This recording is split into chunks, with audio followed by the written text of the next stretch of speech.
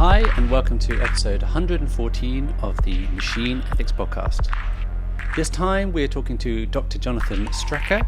This was recorded on the 15th of June 2026. As you can tell, we were recording this via video, so you can check it out on YouTube as well. Jonathan and I talked about the kinds of intelligence, why AI shouldn't replace wholesale learning, AI hallucinations and lack of trust, AI use in academia, skills atrophy, the anxious generation, over-reliance on AI, and rethinking education. If you'd like to find more episodes, you can go to machine-ethics.net. You can contact us, hello@machine-ethics.net. You can follow us on Blue Sky, machine-ethics.net, Instagram, Machine Ethics Podcast, YouTube @machine-ethics.net. And if you can support us on Patreon, patreon.com/machine ethics. So thanks very much and hope you enjoy. John. Hi, Jonathan. John, thanks for coming on. Welcome to the podcast, the Machine Ethics Podcast. And the first thing we ask is, who are you? What do we do? And then we'll ask the AI question. Okay, well, as you introduced me, my name is Dr. Jonathan Strecker. I am a current head of school at a small school in Western Pennsylvania. I've been here for about 10 years. I also do YouTube. It's Dr. Jonathan Strecker is the easiest way to find me there. I have a weekly newspaper column in the two local papers, Ligonier and Latrobe. And I've just written a book called Emergence, which I'm having a great deal of fun having conversations about. So I've been associated with independent schools for about 30 years. And not that I want to talk much about schools, but because our conversation will take us into human development, the way I define human development is based on 5 intelligences, which is intellectual, social, emotional, ethical, and physical intelligence, self-reinforcing each other. And so it's a good starting point. Yeah, and I will loop back to that because I think in some of the discussions I've seen you have, I'm waving my hands around here. Sorry, everyone. You come back to those as a way of discussing the artificial, the unhumanness of the situation. Yes. So, I mean, just before we dive into that, what is that to you? What is the AI stuff that we're talking about? Because on this podcast, we have people coming in and talking about what do they mean by AI to them? Like, what are they thinking about when they hear that or they discuss that language? Yeah, I think it's interesting from an educational perspective because we're receiving the information in one of two ways. Either AI is evil or, hey, AI is wonderful. It's going to solve all of our problems. And I think the answer is a little more nuanced than that. So the way I look at AI is that AI is a tool, a very powerful tool, a tool we have not seen before in human development. And if a person, especially a young person like I'm typically deal with, K through 8, if they use it to replace their own learning process, then I think, okay, well, that is problematic. However, if a person is adept enough to use AI as a tool that will advance their own intelligence, it might be the game changer for any young person moving into the world today. Because if you learn to use AI well as part of your own profile of development, you are going to flourish and thrive beyond what others can do. So AI is, in my mind, a very good thing, but we just have to make sure the humans who are using it understand what the impact is. And to give an example is we don't give calculators to kindergartners. And the reason we don't give calculators as a tool, because they haven't developed number sense. They don't know what the symbols, they're just trying to get the symbols with what a 2 or a 3 actually means. So we hold off. But eventually that calculator becomes a powerful tool that can speed us up, make us more efficient, make things easier. But the capability has to come first. and then the use of the tool comes second. That's the way I think of AI. Yeah. I mean, there's a lot to unpack there. It feels like what you're saying is that it's like another tool. We can use it positively as a way of getting to more in-depth learning, or maybe learning at your own pace, or maybe using it as a tool to ask instead of asking Google, and it being a different way of doing that sort of searching, or that sort of kind of getting to some sort of I'm going to inverted commas here, truth, but like some sort of, end to your investigation. And there's that sort of thing, but you have to kind of know why you're doing it, and, use it to get learning out instead of just to not learn and not do any thinking. Is that kind of like a nice summary? Just like, yeah. It is. It might be understating AI a little bit. I've never seen anything this powerful or this level of intelligence. When I look at intelligence, I tend to think of it when I think of wisdom, I think of it on a 6-level spectrum. There's information you have to receive. You have to understand, comprehend that information. From comprehension, you apply it to your life. Once it's applied, then you analyze that information. How am I using it appropriately? Then you can use it to evaluate yourself and others. And eventually, the greatest form, which is where I think wisdom is created, is when you get to creation, you create something new and novel. Well, AI has already taken those first 3 levels and mastered those. It can gather information quicker than we can. It understands it completely in the way AI does, and it can apply it. It can write you a paragraph. It can write you a whole book if you want. However, it's the breaking it apart, I think, is where humans need to shift our attention, because AI will do some of the early learning.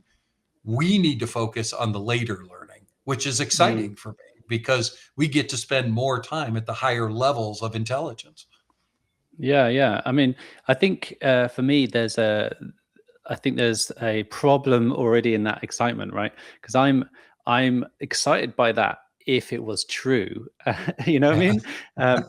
Because you'll find that in the current tools we have, right, there is this ambiguity because there are no references and there are no double checking things, right? So you get this answer, and it might be a fully explained answer, and it looks good, and it reads well, and is articulated, and it pleasures you because it tells you that you were very good for asking this question, and it tickles you in those emotional ways.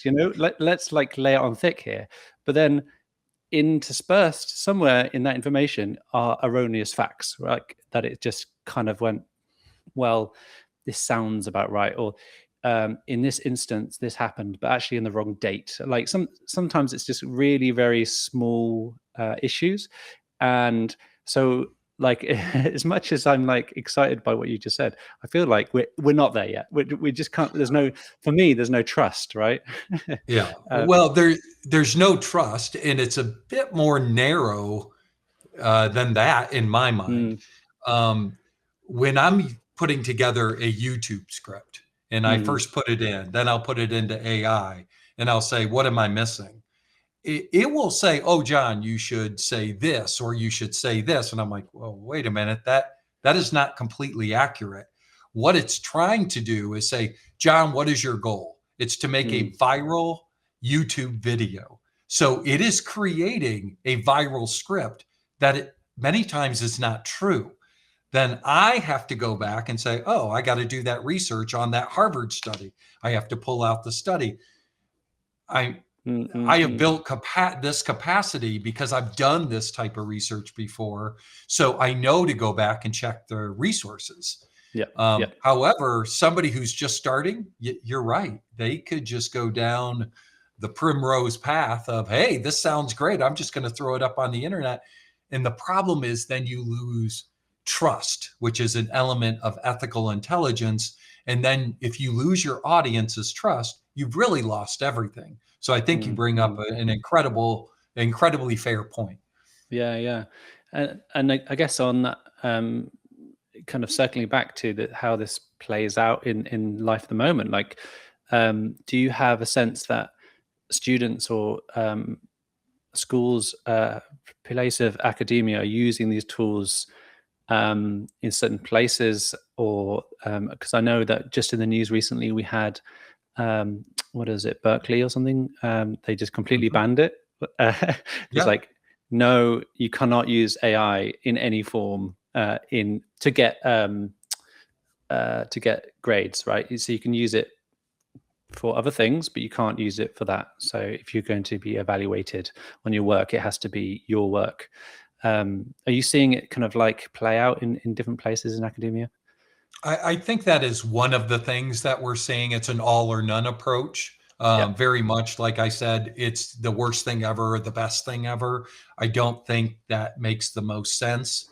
I think it's more we have to teach children how to use it developmentally appropriate. So, something we're doing at my school, first of all, we don't have cell service at my school.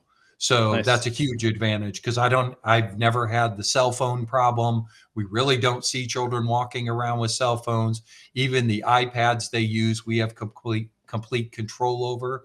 However, AI is now something new that I want to wrap my hands around as a head of school. So we're partnering with Carnegie Mellon University's AI department, Mm, and they're providing the most advanced thinking in AI while we're providing the most developmentally appropriate levels because they're trying to put together a program for schools, but they have to understand from a school's perspective what this actually means.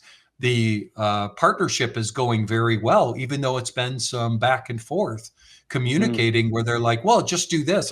No, that's not developmentally appropriate because a fourth grader hasn't learned that skill. So until they do, we are not going to begin applying it. But much like mm. the name of your podcast, ethics are a large part of our conversation because it's more than just when it's necessary to use, it's when it is appropriate to use. And that appropriateness comes from making a person stronger, not weaker. And that's also the premise Mm, of emergence, where I'm worried that these conveniences, AI being one, is having a negative effect on our children.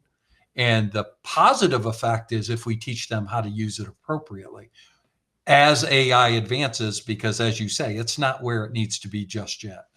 yeah. Um, uh, it's really interesting that you were pointing out that kind of that there are certain capabilities that we need to Mhm. acquire. So, like, if you were maybe thinking about creative writing or something like that, you might first be able to do some sort of conjugation of words and Mhm. sentences. And, there's a lot of learning there still before you get to that point where you can actually do creative writing. Then you have to kind of play around with yourself. With ideas in and put those into that writing, and then presumably then you have to then teach this idea of kind of a story arc or some sort of Mhm. form of what a story is. Maybe they've already internalized some of that through witnessing stories and being part of play and culture, film, and all these sorts of things. And then you can write some stuff out. And I'm guessing what you're saying is like you don't then at that point you can kind of introduce, we've got you've written these stories, and maybe we can now turn that story into a thing which is a sea shanty, because we've put it through some sort of AI and it's translated it into kind of a new form or a Shakespearean form. And how do we think about that? But then you don't do that, stages before, right?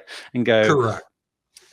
here is text. Now we're going to ask the AI to produce some sea shanty text Yeah. for reasons, Yeah.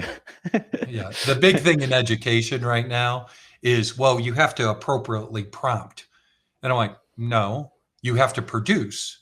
You produce your work first Hmm. after you learn the capability of how to produce it. If you want an essay on the Civil War, then you produce your essay.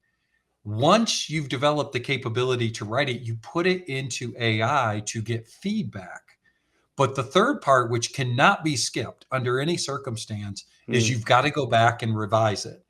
I can tell. I've used AI enough. I'm sure you've used it enough to know that it loves very delineated structure. It loves adding words at like 8 or 9 in a row. And I'm like, what are you? The human brain doesn't work that way. Usually you get 3 or 4 words, maybe 5 if they're well thought out, but never do humans begin to name off 8 things in a row simultaneously like AI does. This is why these AI detectors, even though they're not perfect, pick up on those patterns and say, yeah, this is likely AI.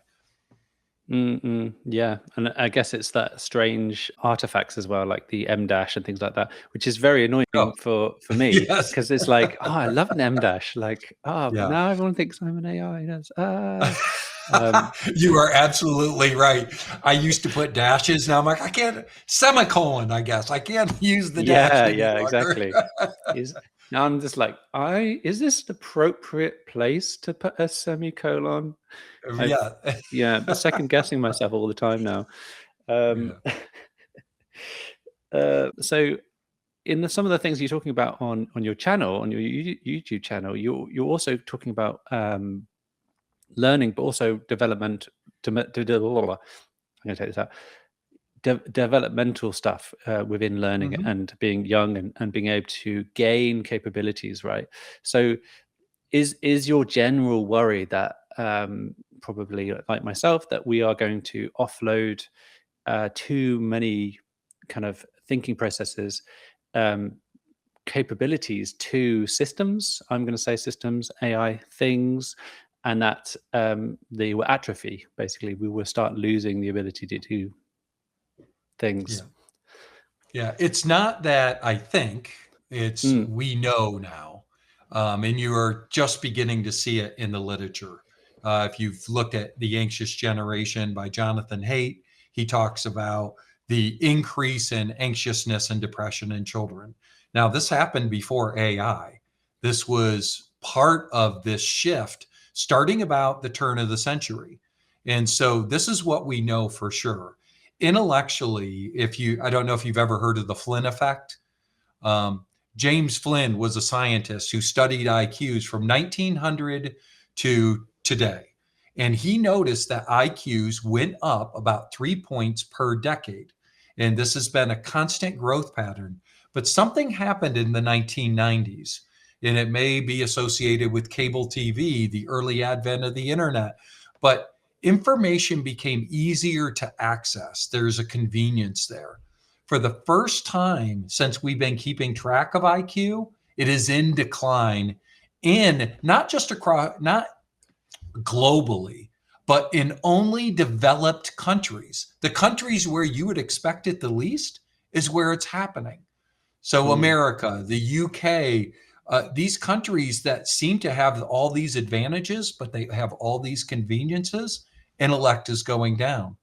We have greater antisocial behavior than we've ever had. You know, what we used to take is, when I was a child, not to be the old grandpa figure when I was a child, but we sought out social connection. We were on the weekend going to find our friends to hang out. Now, if somebody calls you, you're upset. Why didn't they just text me? That is a direct result of this antisocial, because we're inundated with communication all the time. So it's too much. Anxiousness, depression are low. Trust levels are low. And maybe most disturbing for schools, even though it goes along with all of it, is 1 in 5 children are obese. This is a staggering statistic. So the 5 intelligences I regularly talk about are all in decline. This was before AI. Now, AI is going to provide a next level of convenience if we don't check ourselves to say, hey, we really need to think about, not about AI, but about human development. And what are we trying to get out of ourselves? Because it's going to be very easy to take the easier, more optimized road.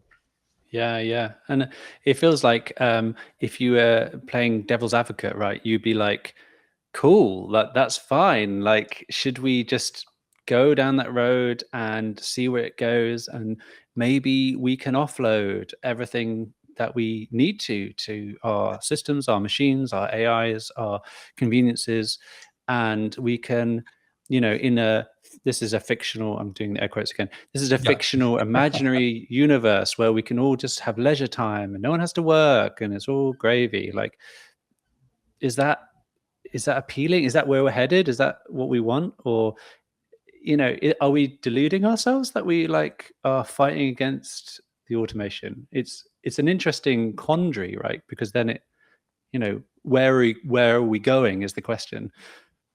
Yeah, I think this is a great time to ask a question. Is AI intelligence the same as human intelligence? So my background, I didn't start in education. I started in neuropsych. So I had the neurology, I had the psychology, and what I know about human learning and human intelligence is quite a bit different than artificial intelligence. So artificial intelligence is powerful, and it could very well take over the intellectual work that we do. I don't deny that. But when we make a decision from an intellectual perspective, it's not just logic. We are not Spock from Star Trek. We are we take a complex approach to our decisions. So if you were to say, hey, John, let's create a new AI system. Well, when we're creating it, I'm not just thinking about the logic behind it. I'm thinking, what does that mean for society?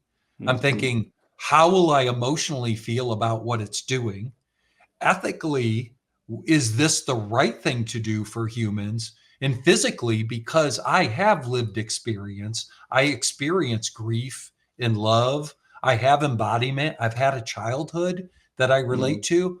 My intelligence is completely different than what AI can provide. So it will provide convenience, but that might be a good thought experiment for us, Ben, is if we were to design an AI system to function like a human thinking system, how would we do it? Yeah, and that's one of my latest YouTube videos is I bring that thought up. I wonder if the system that we made would, given the current tools, right, and currently it takes data from the open internet and it takes as much written content as it can, right, from all sorts of places, subtitles on YouTube, for example, and then it crunches that all down. I wonder if actually it's weirdly more human than we are, because it's taking on human language. It's obviously not. I know you described some of these already. It's not physical, right? It's not embodied in a human sense. Yeah. In a human sense. I have to do this for everything. I need to. It's like the M dash. I need to stop air quoting.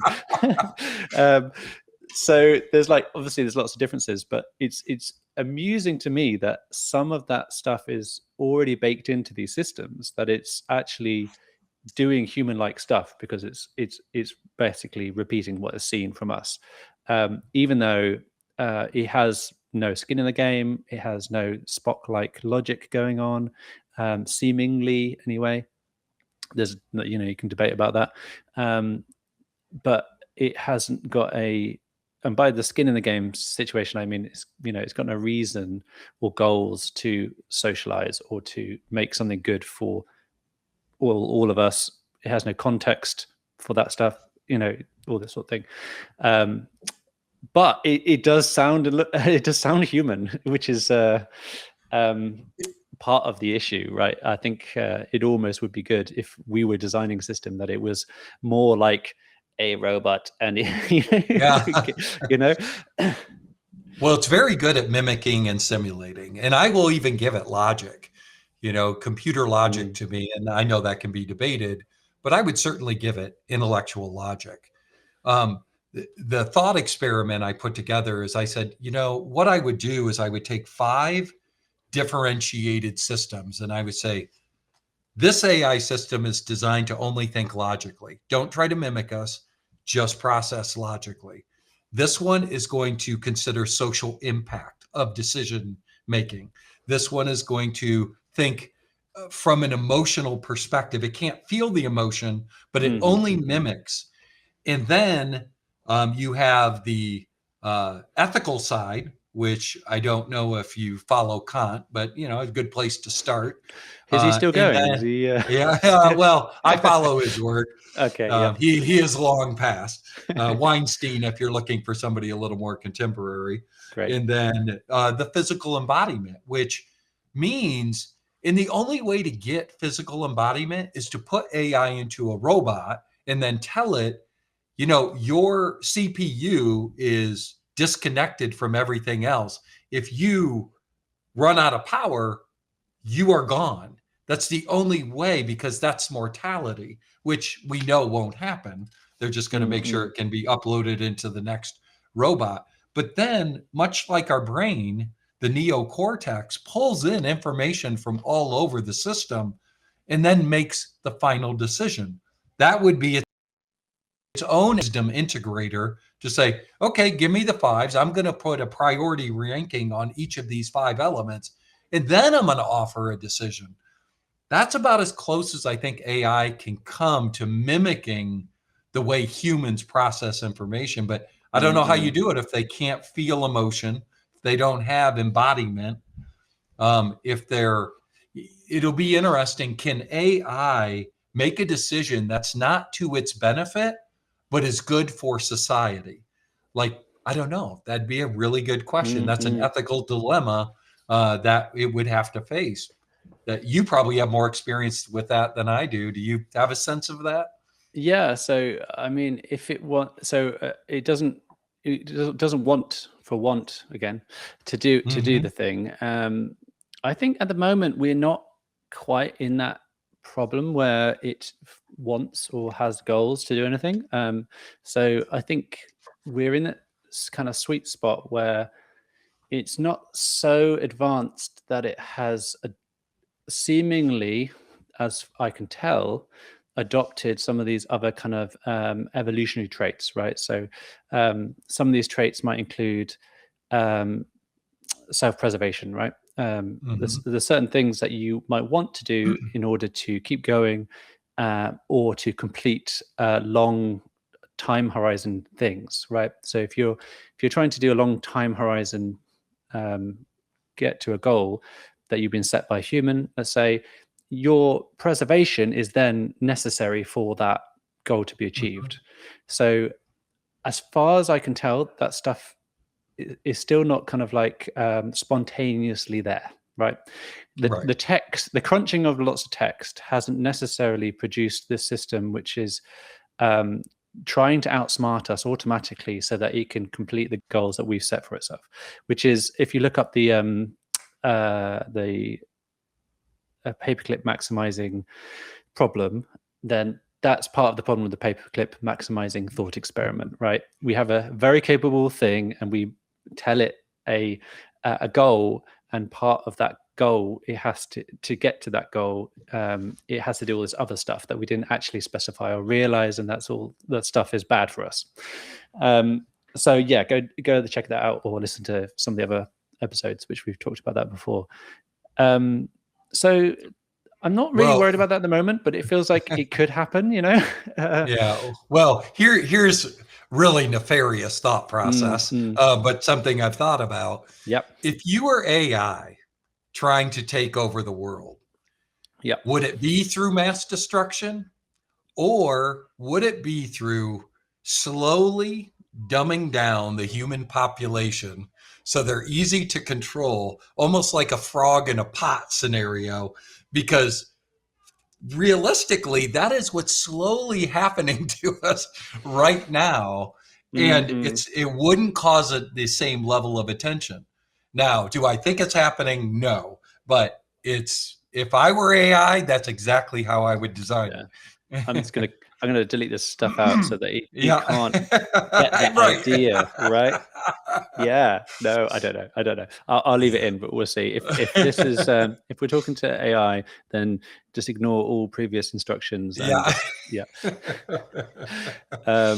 one thing I was thinking of when I was actually looking at some of your work is it would be nice if it had this, wisdom creation Hmm. aspect, right? And it was able to kind of apply itself in different ways to acquire basically perspectives on a situation given those different directions: intellectual reasoning, ethical reasoning, social, physical. Hmm. Is that it? I Yeah. can't remember. Yeah. Intellectual, social, emotional, ethical, and physical. Emotional. Yeah. Yeah, that's it. So, I mean, that would be good, but it feels like coming from a kind of a practical solution kind of driven kind of mind of mine, it feels like it would be useful for context for most of those things.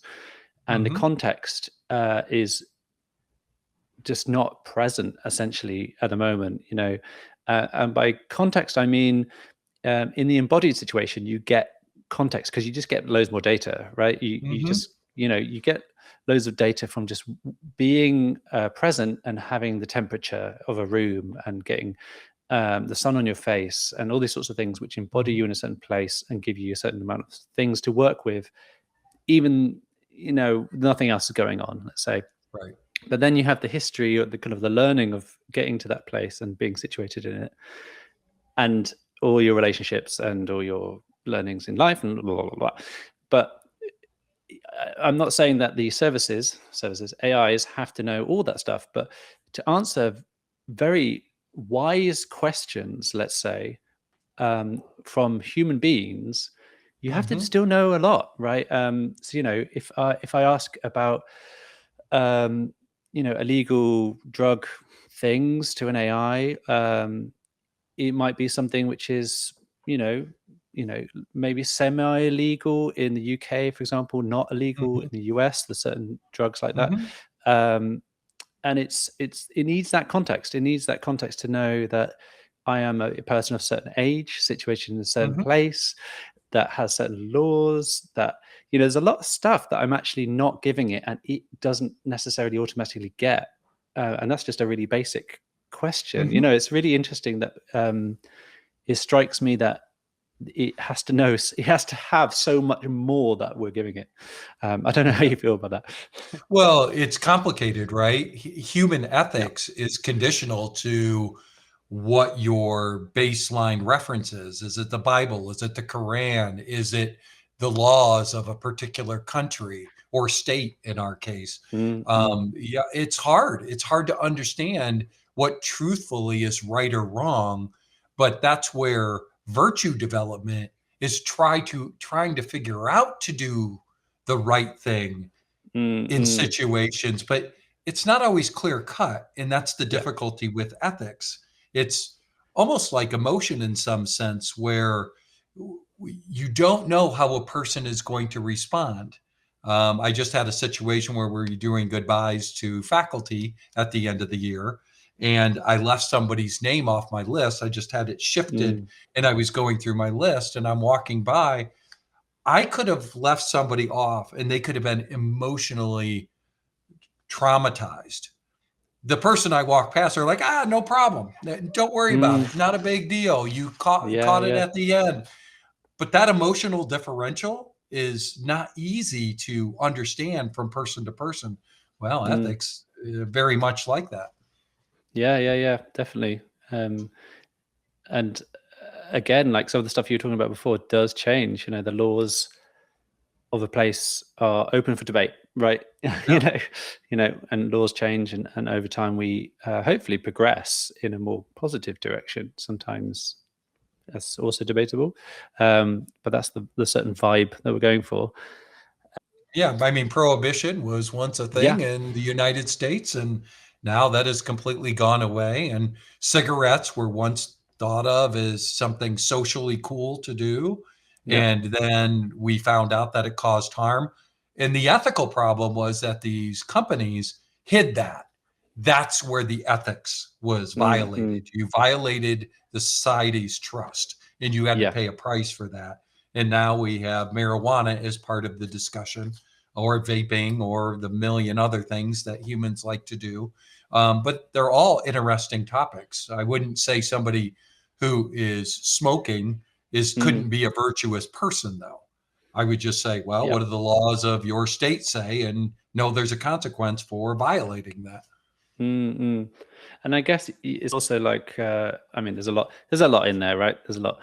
Hmm. You could do things without affecting other people in a way that maybe you didn't want everyone to do as well. Like if one person is smoking, for example, doesn't Hmm. necessarily mean that they should stop immediately because they are killing everyone or affecting anyone negative. Right. There's levels of discretion there as well, basic autonomy and being able to self-actualize, all that sort of stuff. Which I Yeah. guess is coming back to like what is doing the ethics, what is doing the work there to try and put all these things together to make an answer, to make progressive, contextually relevant wisdom, information. You know, I'm trying to Yeah. wrap it up in a bow here, but it's Well, quite you difficult. mentioned the word self-actualizing. So that's Mm. Maslow's work. If AI could handle the physiological needs, provide us food for everybody, clean water, the Yeah. basic air, clean air, that's great. If it can enhance our security and safety to make sure we all have a safe place to live, wonderful. What it can't provide is now anything above that. Love and belonging, esteem development, because if it's doing it for us, humans won't develop esteem based on sitting Mm. around. We can Mm. get to your past question. And then to become self-actualized, well, you can use AI to better yourself, but if you over rely on it, I don't think that's possible. So Mm. that's maybe a differentiator between where AI can be useful and where we need to hold it back a bit. Yeah, and I guess part of that is going, the machine stops, right? There's a situation where we turn it off, or we go to the beach and or a field, and there isn't AI. Imagine Mhm. that AI. No, um, and you just It's like you know, imagining no phones as well. I know. I actually left my phone. I lost my phone in my house the other day, and it really freaked me out. I was like, I care way too much about this. Yeah. I literally know it's in here somewhere, and I was like slightly freaking out. Yes, I need to check myself on that one. So yeah, I mean, does it scare you that we're we kind of leading to that position of with social media and technology and now with AI that it, we may have problems if we switch it off or it breaks or it changes underneath us in a way that maybe in the early 90s before we hit this situation we were more capable of dealing with that stuff or capable of being bored in fact capable of other things. Yeah, I think you hit on a very important point for humankind. Uh, Part of self-development, having grown up in the 80s, is that, and I wouldn't say it's the golden age or anything like that. We were latchkey kids, rarely saw our parents, but it made us self-developed. It gave us esteem because we had to figure things out on our own. What the new world has done is given us many more opportunities for connection to derive our esteem externally instead of internally. Where in the 80s, we were deriving our most of our esteem internally from what we did ourselves. And we had a very small group of friends and neighbors that would help shape that. Now we have the whole world in our pocket and Mm-mm. constantly being bombarded with likes and how many subscribers we have. And there is a visceral desire to have more subscribers, to be a greater reach. I mean, if you go on LinkedIn, everyone is a consultant, an expert. Like we are messaging ourselves to be maybe more, to send a signal to the world that we're more. And I'm not Mm. deciding whether that person is or isn't an expert, but it's almost externally driven, Mm. Mm. rather than internal. And I think the greatest way to develop those esteem abilities is to look in yourself first, because somebody is angry at you, rather than looking at them, saying, oh, I'm so sorry, or, oh, I can't believe they would say that. They're completely wrong. Our first instinct should be, what did I say? How did I say it? Was it thoughtful? Was it Mm, meaningful? Was I trying to be helpful? What was my intent? That is where esteem should be derived from, our intentions. And then we have to take a step back and say, but what was my impact? And do I need to do things differently because I've created mm. an impact simultaneously? So I just think it's those two. But you're right. The external world is more into our internal spaces more than ever before. Mm, mm. Yeah, I mean, for me, I get a huge amount of pleasure just like sitting and playing guitar, playing piano, Right.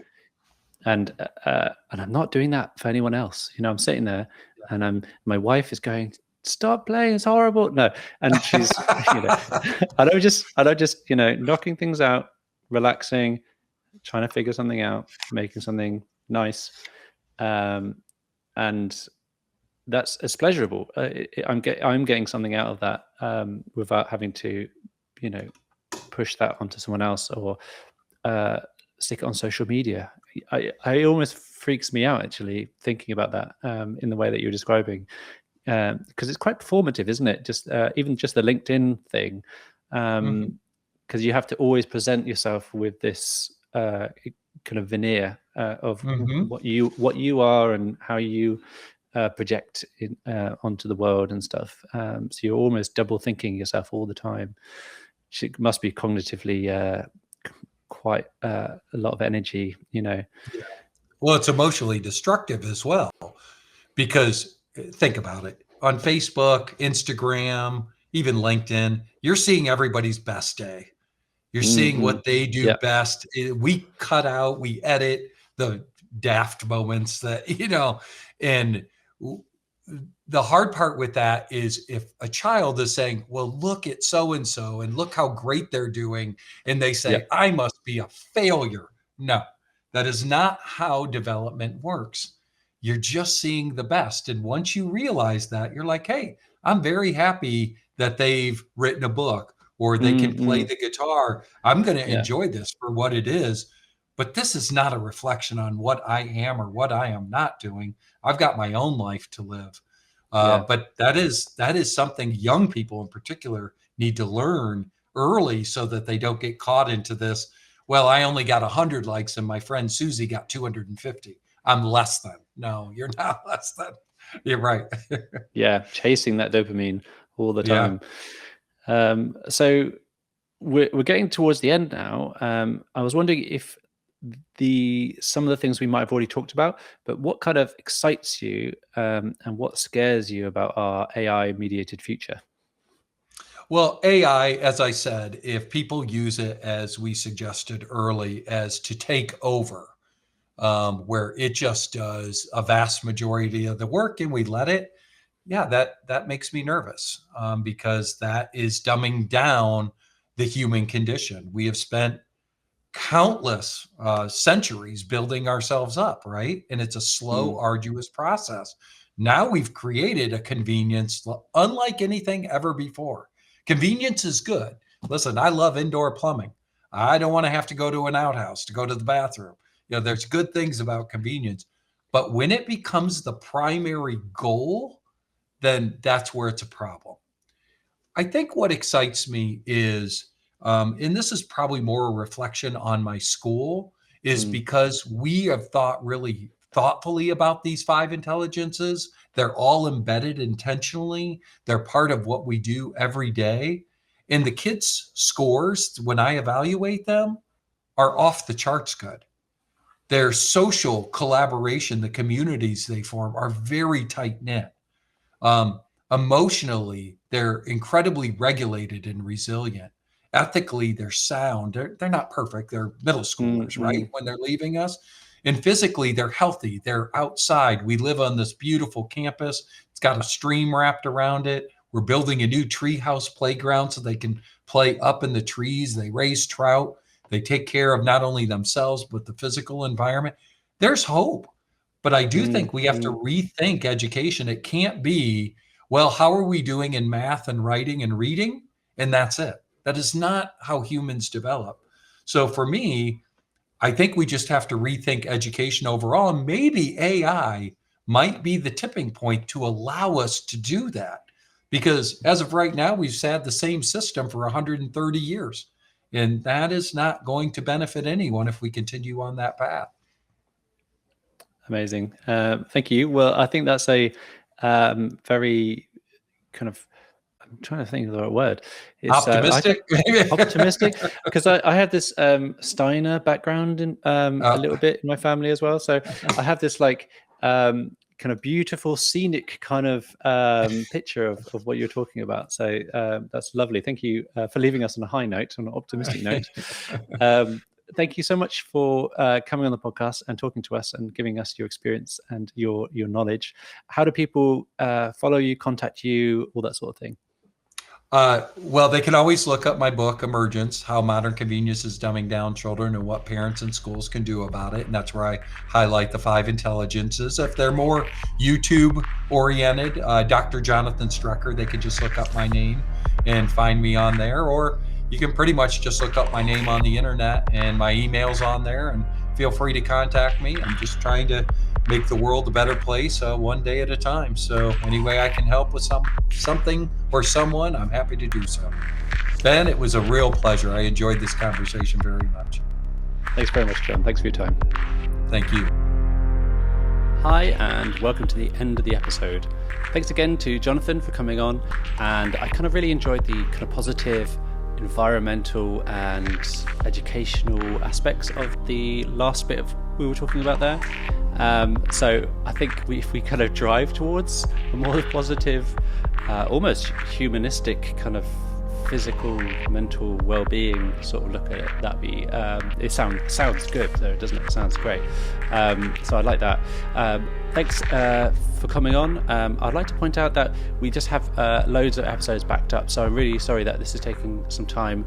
If anyone wants to sponsor on a more regular basis, then I'll be able to get someone to come and edit these episodes for me, so let me know. But also you can contact us at hello@machine-ethics.net. You can go to patreon.com/machine-ethics. And thank you just for being here and turning up. And if you can share it with your friends. But thanks very much for watching.